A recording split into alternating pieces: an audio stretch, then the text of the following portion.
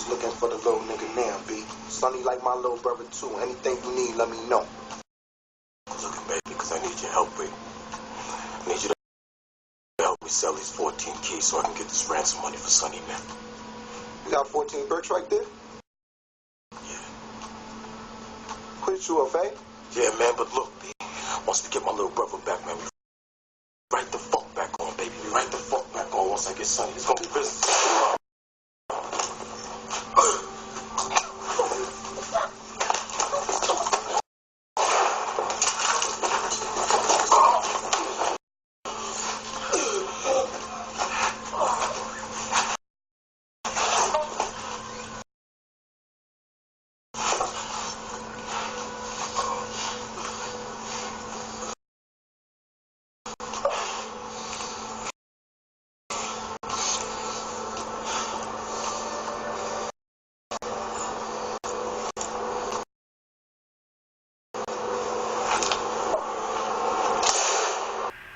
Hey, what's up, everybody? This your boy Big Man 23. Big Man coming in from Booth Operator TV, and I was just checking out the internet today, and you know the hottest news in the street is this beef going on between Jim Jones and Cameron. I'm saying it's a beef, but it really isn't. So that's why today I wanted to start off and with just on the humor side, just play that little clip for y'all from one of my favorite movies, Paid in Full. Because deep down inside, man, I really feel like Cameron is Rico sometimes, man. Because this dude, man, I mean, Cameron, he comes off a little grimy, but I guess we'll get to that in a little bit. All right. So before that, man, I'm gonna play a little clip. I'm gonna play a little clip at the end here, and you're gonna hear Jim Jones' side of things, and that kind of kicked things off. And then on part 2 of this video, we'll actually talk about, we'll actually play a little bit of Cameron's interview, and then we'll talk a little bit about what Cameron had to say as far as why they broke up, what was going down. But in the Jim Jones interview, I mean, he got real emotional, man. You could tell his heart was really in the situation. You know, he's really upset that him and Cam fell out. You know, Dipset, man. Whew, Dipset, when you talk about a crew, people who held it down, had it on lock, they had all of that. I mean, they had the swag. They had everybody trying to dress like them. They had New York trying to dress like them. They had Cats out in Cali. Cameron had people wearing pink everywhere. I mean, they really just had the game on lock for that time period when they had the game on lock. Plus, the music was official. Oh my gosh, man. That Diplomatic Immunity, the first one, the volume 1 CD, you know, I mean, the beats alone on that Joker, monsters. When J.R. Ryder got on the team and you had Diplomatic Immunity, volume 2, that was good, but Joel Solo CD, banging, man. Those dudes, I mean, they really had it on lock. So for them to fall out like they did, man, it's crazy. But yeah, at the end of this video here, after I get done talking, once I get off this mic finally, I'm gonna go ahead and play a little snippet from the Jim Jones interview. He was interviewed for Funkmaster Flex at Hot 97 there in New York, and you know he pretty much went over his take on things. He got real, like I said earlier, he got real emotional. Looked like he was really like in his feelings a little bit.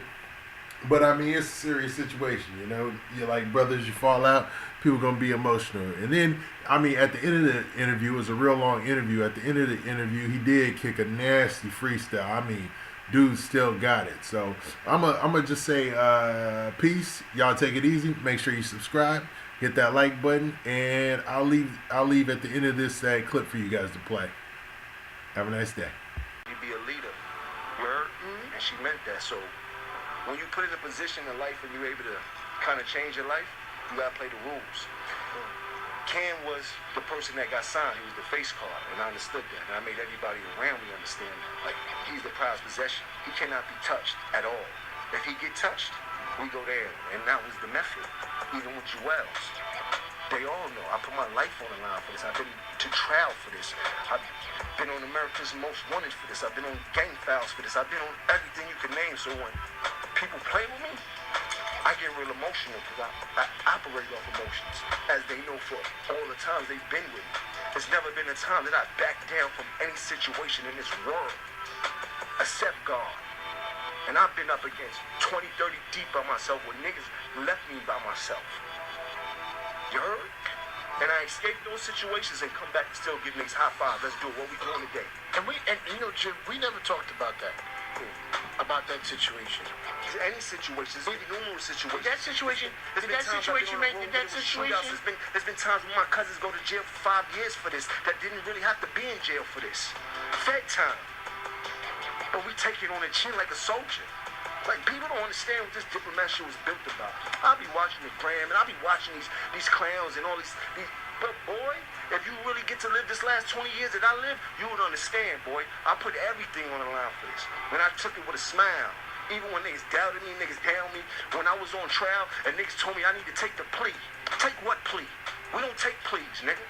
We heard by the grace of God the trial gets dismissed because they couldn't find enough evidence of a shootout that happened on uptown over Cameron. You heard?